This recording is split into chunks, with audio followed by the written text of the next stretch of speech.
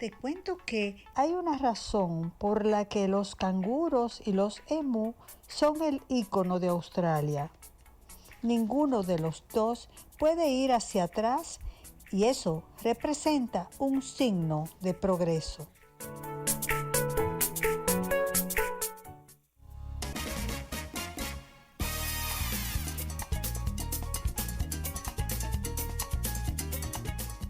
Nos complace recibir hoy a Yaciel Pimentel Martínez, quien es abogado, comunicador, catedrático universitario, con su máster en Derecho Constitucional y Libertades Fundamentales. Tiene su máster en Derecho Comercial Internacional y es especialista en Derecho Inmobiliario, con su posgrado en Derecho Penal. Él, además de estudiar, estudia. Y ejerce un abogado de los que de una nueva generación que, que no hay casi, bueno, no vamos a hablar de generaciones, vamos a darle la bienvenida justo con el tema de hoy, que como han pasado las madres, hemos querido abordar toda esa problemática legal de las madres adolescentes, todo lo que ocurre con ellas y un poquito más. Así que manténganse ahí que estamos con Yaciel. Bienvenido seas, ¿cómo estás? Muy buenas gracias por la invitación nuevamente. Gracias, Anamita. Y un placer compartir acá nuevamente con todos los amigos televidentes, radioyentes de redes sociales que siguen siempre la hora de té. Para mí es un placer inmenso siempre poder compartir con ustedes y hablar un poco pues de la experiencia y de los conocimientos que se adquieren con el ejercicio del derecho. Siempre encantadísimo de acudir a tus invitaciones. Ay, gracias, gracias, gracias. Yaciel, los derechos legales que tienen las madres de la vamos a empezar por las adolescentes, porque hay una problemática en nuestro país y quizás en muchos países del mundo, que mientras algunos no quieren tener hijos, hay otros que no se cuidan o no tienen la educación para cuidarse. Y en nuestro país particularmente hay mucha maternidad que adolescente, yo diría que casi infantil. Hay padres Sí, que... adolescente, preadolescente. Ujú. Bueno, yo creo que es justo hablar del tema y abordar la fase previa a la de tener que enfrentar ya la realidad de siendo un niño, un adolescente, un preadolescente, pues enfrentar la paternidad o la maternidad. Creo que es a donde como sociedad tenemos que mirar para tratar de evitar a toda costa que los jóvenes caigan en ese círculo vicioso de pobreza que les impide avanzar. Eh, Traer un niño al mundo implica una responsabilidad económica y un sacrificio muy grande para afrontarlo un niño, un preadolescente o un adolescente. Creo que es importantísimo primero que pongamos especial visión en que tenemos que prevenir ese tipo de situaciones. De ahí la importancia de que la sociedad en su conjunto haga aparte las convicciones religiosas de tipo ideológico y tome decisiones concretas para hacia dónde tenemos que mirar como sociedad para reducir esa incidencia que tienen pues madres y padres que no están listos para hacerlo. La legislación de la República Dominicana ha evolucionado en relación al tema de la manutención de los infantes.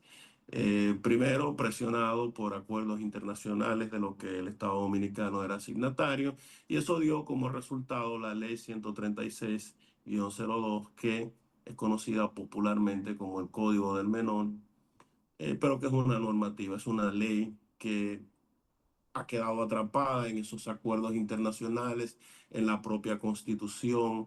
Debemos decir que hay normativas, por ejemplo, la 136-02 es del año 2002, pero tenemos el Código de Bustamante, que es de los años 20 y que ya abordaba lo que es la responsabilidad paternal, porque no solamente tenemos a los dominicanos, también tenemos padres extranjeros que vienen a la República Dominicana, tienen hijos en la República Dominicana con dominicanos, y se crean situaciones legales. Entonces, lo primero es prevenir el, que los adolescentes se vean envueltos en este tipo de cosas. Y lo segundo es, una vez ya usted decidió que va a tener un hijo, evaluar con la persona con la que usted lo va a tener, hablar sobre las finanzas, ver de qué depende cada uno, sincerarse y ver si realmente en pareja van a poder hacer frente a lo que es traer un hijo a esta sociedad con los altos costos que tiene la vida. Y a partir de ahí entonces pensarlo. ¿Por qué? Porque la normativa está pensada en dos direcciones. No hay una excepción de si la madre es adolescente, si el padre es preadolescente o es un infante. Lo que sí ya hace poco se eliminó la posibilidad de que los menores puedan emanciparse para casarse. Se prohibió el matrimonio infantil. Antes existía la posibilidad de que con un permiso de los padres, pues se pudiera casar antes de eh, tener la mayoría de edad. Eso fue Y que muchas eliminado. veces los padres en muchos campos pobres sé que daban a las niñas, ¿no? Para el matrimonio, Bien, o para y que se en, fueran, o para que la mantuviera otro, no sé. sí, y en otras ocasiones, ilícitos penales quedaban ocultos por acuerdos que se daban en que una persona mayor de edad tuvo relación con una jovencita, preadolescente, menor de edad, y lo obligaban a llevársela, con la condición de que no se presentaba una acusación penal, porque hay un aspecto importante aquí a tomar en consideración. Un menor no puede dar consentimiento. La Constitución establece que a partir de los 18 años de edad es que se adquieren esos derechos civiles y esas obligaciones civiles. Entonces, la capacidad de obrar no se adquiere hasta los 18 años de edad. Entonces, no puede dar consentimiento y cuando no hay consentimiento, entonces se entiende que es una violación. Entonces, estamos ocultando, o lo hacíamos de manera recurrente, ocultar una violación, porque es una violación, una relación sexual entre un menor y un adulto.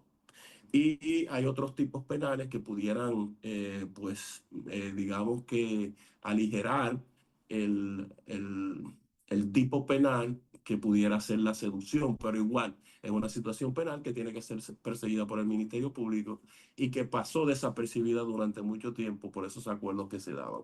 Ahora bien, la normativa obliga tanto la Constitución, los acuerdos internacionales como la Ley 136-02 obligan a los padres a solventar la situación económica del niño en partes iguales.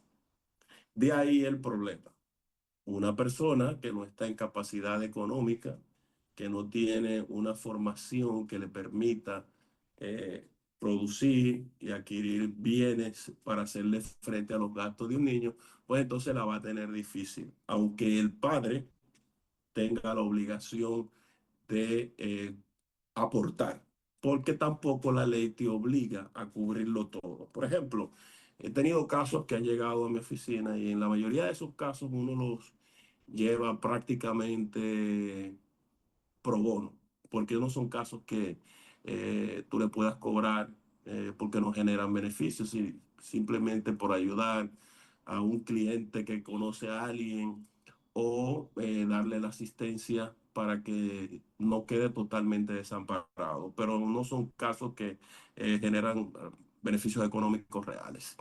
Eh, Tuve un caso de una jovencita que había decidido, se enamoró, ya era adulta y tuvo una relación consensuada con otro muchacho, le llevaba unos 2, 3 años, pero había una proximidad.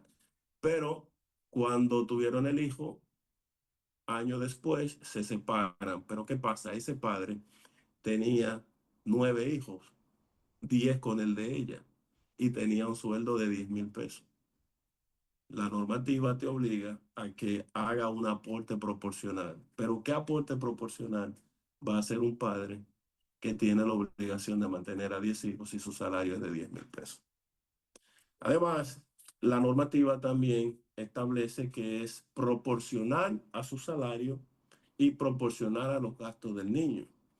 Lo que se recomienda regularmente para evitar los costos procesales de tener que pagar a un abogado es que se llegue a un acuerdo en fiscalía. La persona que se encuentra en un caso de que la contraparte, sea el padre o la madre, no está cumpliendo con su obligación, va a la fiscalía correspondiente, pone la denuncia, se lleva a la parte que no está cumpliendo, porque se da en dos direcciones. Hay padres que son los que tienen la guarda y custodia de los hijos, y es a la madre a la que le toca pues hacer esos aportes económicos y viceversa.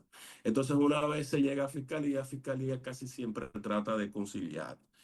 Si no se puede conciliar, si no llegan a un acuerdo, entonces se va a la fase judicial, en donde también en esa primera audiencia el tribunal va a tratar, el Tribunal de Niños, Niñas y Adolescentes va a tratar de que lleguen a un acuerdo consensuado. Si no, va a tomar en consideración los ingresos del padre, los ingresos de la madre y los gastos en el niño. ¿Cómo se hace ese cálculo? Bueno, la madre o el que tiene la guarda y custodia, o sea, el padre del niño, va a llevar los gastos. Estos gastos son el contrato de alquiler, va a llevar lo que paga de energía eléctrica, las facturas, lo que paga en telefonía, el cable, el teléfono, ¿verdad? Va a llevar lo que paga de colegio, las facturas, va a llevar todos los gastos que está relacionado al niño. Entonces el tribunal va a pedir, de la otra parte va a llevar una... Incluyendo las diversiones. Exacto, el tribunal, la otra parte va a llevar una certificación de ingresos, que trabaja, que gana. Y a partir de ahí se hace la siguiente disección. El 50% de los gastos en el niño le corresponden al padre y el otro 50% le corresponden a las madres. Es decir, hagamos un ejercicio comparativo. Imaginémonos que los gastos son 1.000 pesos. Al padre le corresponde aportar 1.000 pesos, a la madre le corresponde aportar 500. Quiere decir que si pagamos un alquiler de 10.000 pesos, de esos 10.000 pesos, al padre le correspondería aportar 2.500 pesos, en el caso de que sea un solo infante. Y luego se hace esa misma disección y esa misma fórmula matemática hasta llegar a un monto total. Luego el juez va a ver cuántos hijos tiene, cuánto ingresa y cuánto puede aportar de eso que ingresa, que sea justo y en un balance. Entonces, esa es más o menos la mecánica que se usa. ¿Por qué se habla de que es mejor consensuado? Porque es posible que una persona, ingresos declarados que podamos constatar en una certificación de trabajo sean pocos, pero que esa persona ingrese mucho más dinero en actividades extracurriculares o en trabajos informales. Muchísimos técnicos, electricidad, mecánica, refrigeración, ganan mucho más dinero de lo que se puede reportar en una certificación de trabajo. Y entonces es más fácil si se ponen de acuerdo de manera previa que yendo a un juicio, porque es difícil de probar esos ingresos y que pueda pues ponerle una pensión que sea mucho más representativa y más justa para el infante, que es, en resumida cuenta, el objetivo ulterior, que proteger esa manutención de la que es acreedor el niño y a la que los padres están obligados. ¿Qué pasa Otro, cuando... sí, perdón, te iba a decir que No, sí, sí, sí. otro elemento que va a tomar en cuenta el tribunal son gastos que no son fijos, que son especiales.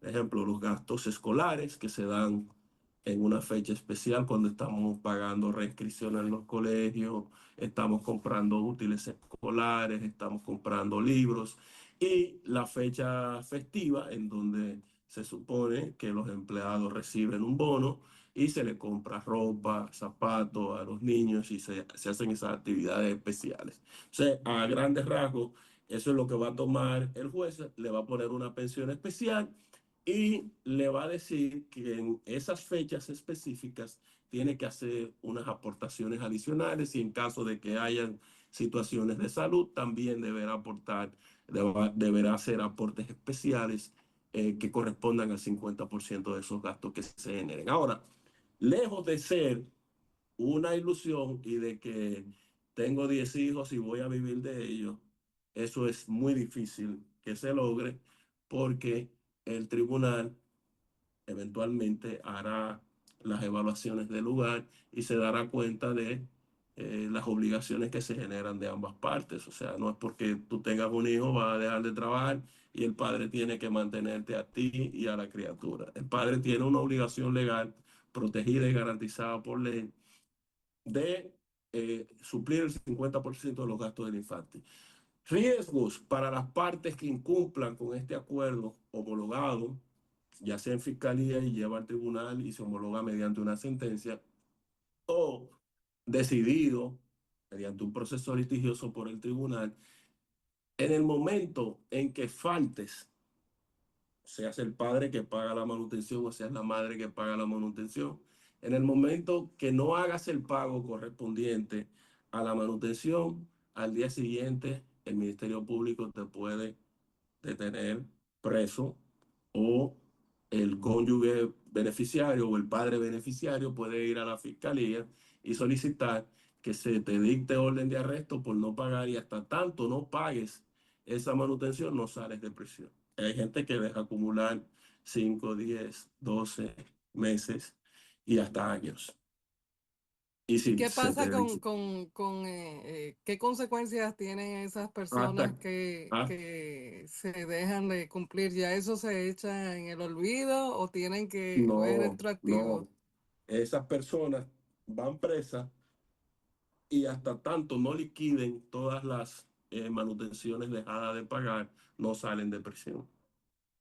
Es la única deuda por la que todavía hay prisión, porque hay una obligación que es vital para la supervivencia del infante, para la existencia misma de una persona que está en un estado de vulnerabilidad mayor que el del padre que no cumple con su obligación de mantenerlo. Ya. ¿Y cuáles son las obligaciones? Hay algunas, si es que las hay, del Estado. O sea, yo sé que en otros países más avanzados, pues hay ciertas ayudas que le dan a los padres o a la madre soltera, especialmente. ¿Hay algo así Bueno, en Santo Domingo? Bueno, desafortunadamente, la asistencia social de la República Dominicana no está lo suficientemente regulada como para que nosotros podamos decir que esas personas que están en un estado de vulnerabilidad, el Estado tiene una obligación económica con él. Lo que hemos visto siempre es que hay una vinculación política para la distribución de ese tipo de asistencia social. El liderazgo político de la comunidad a la que pertenecen estas personas determina quiénes son y quiénes no son acreedores de esos beneficios. Sí, se han implementado algunos mecanismos a través de los cuales las personas pueden solicitarla y una vez cumplen con los procesos de filtro y de validación de las informaciones que prestan, se cruzan con las nóminas públicas y privadas, las aportaciones a la TSS, y si esa persona no está registrada como una persona que ingresa recursos, que trabaja, pues en la mayoría de los casos se le da las asistencias sociales que tienen los programas sociales del Estado, que son los bonos luz, los bonos gas, los bonos escolares, etcétera, etcétera. Recuerdo que en una ocasión se utilizaba un mecanismo, no sé si todavía está pendiente, que a los padres que reportaban la asistencia de los hijos a la escuela y reportaban las calificaciones, pues entonces también se le daba un bono adicional. Esto es un mecanismo que funciona parcialmente, pero que también es criticado porque permite que individuos alrededor de ese asistencialismo del Estado no salgan del círculo de pobreza porque se acomodan al estándar de recibir sin contraprestar un servicio. Aquella teoría de enséñalo a pescar en lugar de darles pescado.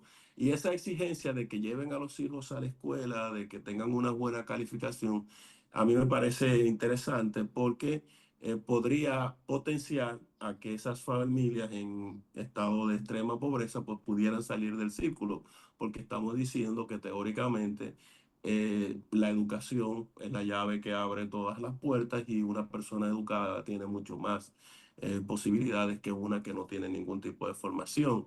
Entonces habría que ver también, volvemos entonces al principio, de que las políticas públicas tienen que jugar su rol en ese sentido. Y existen mecanismos que sí pudieran dar asistencia, pero que no son una obligación legal. El Estado no tiene la obligación de suplir la desaparición física o la falta de cumplimiento de los padres. Sí, hay otros mecanismos que tiene el CONANI, que tienen esas organizaciones que dan ese tipo de asistencia que hemos visto ya incluso eventos en las redes sociales.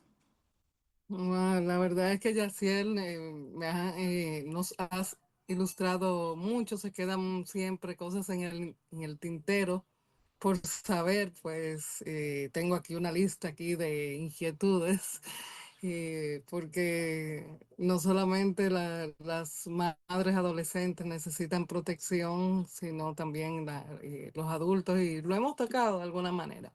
Pero vamos a dar tus números de teléfono, la coordenada, el tiempo. Tú sabes que a veces se nos hace corto cuando hay mucha información que dar, Sí. pero las personas interesadas en contactarte, pues quiero que tengan tus coordenadas, por favor. Ok, nosotros estamos en el 849-865-5944, ese es mi número personal. El número en la oficina es el 809-567-9791 y estamos acá de lunes a sábado desde 8 de la mañana, de lunes a viernes hasta 5 de la tarde y los sábados desde 8 de la mañana a 12 del mediodía. Bueno, ya ustedes saben y siempre ustedes lo contactan y él siempre responde y ya le dará una asesoría más personalizada. Gracias por tu tiempo y por estar siempre al servicio de nuestra comunidad. Muchas gracias. Bendiciones. Bye. Señor director, vámonos a pausa.